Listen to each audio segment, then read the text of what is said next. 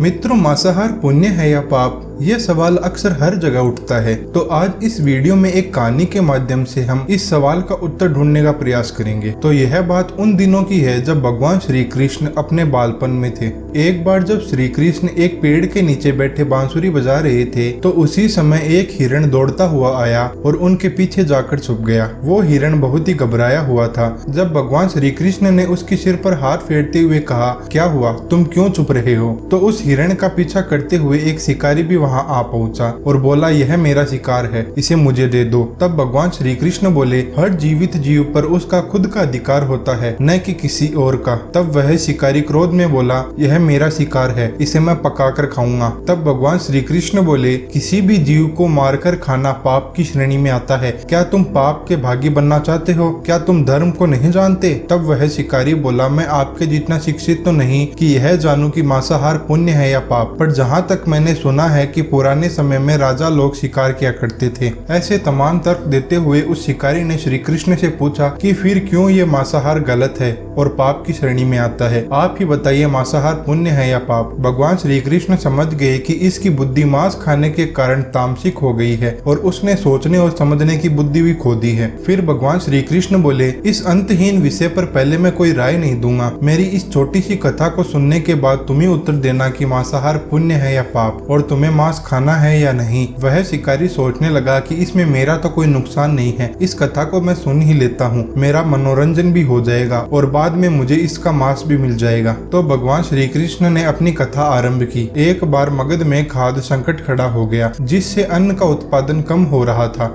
राजा को चिंता हुई कि यदि इस समस्या का शीघ्र निदान नहीं किया गया तो संरक्षित अनाज कोष भी खत्म हो जाएगा और संकट भीषण हो जाएगा। तब सम्राट ने अपनी राज्य सभा में पूछा, देश की खाद्य समस्या को सुलझाने के लिए सबसे सस्ती वस्तु क्या है? मंत्रीगण सोच में पड़ गए। चावल, गेहूं, आलू इत्यादि पदार्थों को उगाने के लिए बहुत श्रम करना पड़ता है। वह तभी प्राप्त होते हैं जब प्रकृति का प्रकोप न हो। ऐसे में तो कुछ सस्ता हो ही नहीं सकता। तभी शिकार का शौक रखने वाले एक मंत्री ने सोचा कि यही उत्तम अवसर है, क्यों न अंधाधुंध शिकार के लिए राजा की अनुमति ले ली जाए। उसने सभा में कहा कि सबसे सस्ता खाद्य पदार्थ मांस है, इसके लिए धन का खर्च भी नहीं है और पौष्टिक खाना भी मिलता है। सभी सामंतों ने इस बात का समर्थन कर दिया, लेकिन मगध के प्रधानमंत्री अभी भी चुप थे। सम्राट ने पूछा, प्रधानमंत्री जी, आप क्यों चुप है? आपने कोई अनुमोदन नहीं किया, आपका क्या मत है? प्रधानमंत्री ने कहा, मैं यह नहीं मानता कि यह कथन सही है कि मांस सबसे सस्ता पदार्थ है, फिर भी इस विषय पर मैं अपने विचार आपके सामने कल रखूंगा। प्रधानमंत्री उसी रात मांसाहार का प्रस्ताव रखने वाले सामंत के घर पहुंचे। सामंत ने इतनी देर रात प्रधानमंत्री को अपने घर आया देखा तो वह घबरा गया। किसी अनिष्ट की आशंका से वह कांप उठा। तभी प्रधानमंत्री ने कहा, संध्या को महाराज बीमार हो गए, उनकी हालत बहुत ही खराब है। राजवेद ने कहा है कि किसी शक्तिशाली देह का 2 तोला मांस मिल जाए तो राजा के प्राण बचाए जा सकते हैं, और आप तो महाराज के सबसे विश्वास पात्र हैं, इसलिए आपसे योग्य कौन होगा? इसके लिए आप जो भी मूल्य लेना चाहें ले सकते हैं। आप कहे तो इस काम के लिए मैं आपको 1 लाख स्वर्ण मुद्राएं भी दे सकता हूँ। एक बड़ी जागीर भी आप मांग सकते हैं। मैं कटार से आपके हृदय को चीर कर बस 2 तोला मांस निकाल लूंगा। यह सुनकर सामंत के चेहरे का रंग फीका पड़ गया। वह सोचने लगा, जब जीवन ही नहीं रहेगा तो लाख स्वर्ण मुद्राएं से मैं क्या करूंगा, और बड़ी जागीर भी किस काम आएगी। वह झटपट अंदर भागा और अपनी तिजोरी से 1 लाख स्वर्ण मुद्राएं लेके आया। मुद्राएं देकर उसने प्रधानमंत्री के पैर पकड़ लिए और गिड़गिड़ाते हुए बोला, मैं आपकी 1 लाख मुद्राओं में अपनी 1 लाख मुद्राएं मिलाता हूँ। इस पैसे से आप किसी और सामंत के हृदय का मांस खरीद ले, किंतु मुझे जाने दे, यह बात किसी और को पता न चले। मैं आपसे आग्रह करता हूँ। प्रधानमंत्री जी उसे थोड़ी और मानसिक पीड़ा देना चाहते थे। प्रधानमंत्री ने आगे कहा, सामंत जी, आप शरीर में बलिष्ठ हैं, आपकी कद काठी महाराज से मिलती जुलती है, इसलिए राजवेद ने खास तौर पर आप ही का नाम लिया है। आपके दान से हमारे अच्छे राजा की जिंदगी बच सकती है। आप कहे तो मैं आपको प्रधानमंत्री का पद देने को तैयार हूँ और खुद आपका कर्मचारी बनकर रहूंगा, पर प्रजा से हमारे राजा न छीने। सामंत खुद को फंसता हुआ दिख रहा था। उसने शरीर पर अंग वस्त्र रखकर अपने जूते भी पहन लिए। जैसे ही वह वहाँ से भागने वाला था, वह तुरंत प्रधानमंत्री के पैरों में लेट गया। उसने याचना की कि प्रधानमंत्री, मैं इसके योग्य नहीं हूँ। जब प्राण ही नहीं रहेंगे तो प्रधानमंत्री पद का या राजा का सिंहासन भी मिल जाए तो मैं उसका क्या करूँगा। आप चाहे तो मेरा सब कुछ ले लें पर मेरे प्राण न ले। मैं अपना ये भवन और सारा धन आपको सौंपता हूँ। रातों रात राज्य से निकल जाऊंगा। इतना कहकर वह अपने घोड़े की ओर भागा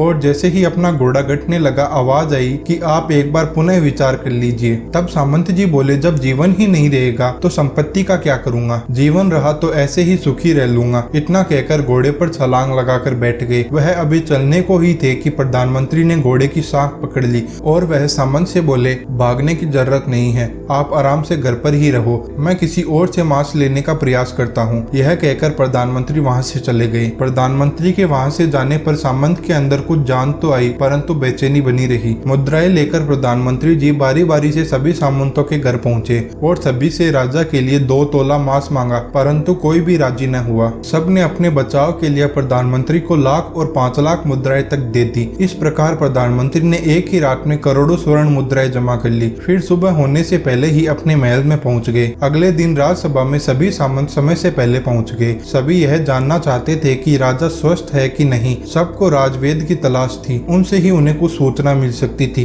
प्रधानमंत्री ने सैनिकों को आज्ञा दे रखी थी कि जब तक महाराज राजसभा में न आए किसी भी सामंत को महल से बाहर जाने की आज्ञा नहीं है। तभी राजा सभा में अपनी चिर परिचित गति में आए और अपने सिंहासन पर आकर बैठ गए। सभी सामंतों ने राजा को देखा और कहा कि राजा उन्हें कहीं से भी अस्वस्थ नहीं लग रहे हैं, उन्हें तो कुछ हुआ ही नहीं था। प्रधानमंत्री ने उनसे झूठ बोला। हर सामंत के मन में यही विचार चल रहा था पर कोई भी किसी और को कुछ नहीं बोल रहा था। तभी प्रधानमंत्री ने राजा के समक्ष 1 करोड़ स्वर्ण मुद्राएं रख दी। राजा ने पूछा, यह स्वर्ण मुद्राएं किसके लिए है और कहां से आई। प्रधानमंत्री ने कहा, 2 तोला मांस के लिए इतनी धनराशि जुटाई है पर मांस न मिला। अपनी जान बचाने के लिए सामंतों ने यह मुद्राएं दी हैं। अब आप यह विचार कीजिए मांस कितना सस्ता है। राजा को बात समझ में आ गई और उन्होंने प्रजा को अतिरिक्त परिश्रम करने का निवेदन किया और राजा के अनाज भंडार में से भी अनाज निकालकर श्रमिकों को दिया गया। उन्होंने पौष्टिक सब्जियों की खेती का तुरंत आदेश दिया। वह 1 करोड़ स्वर्ण मुद्राएं इसी कार्य के लिए और श्रमिकों के कल्याण के लिए खर्च की गई। कुछ समय बाद मौसम अनुकूल हुआ और खेती लहराने लगी। इस प्रकार राज्य में खाद्य संकट दूर हुआ। पाप सिर्फ वही नहीं है जहाँ सिर्फ मानव का रक्त बहता है। पाप उसे भी कहते हैं जहाँ स्वार्थ के लिए किसी जीव की हत्या कर दी जाए।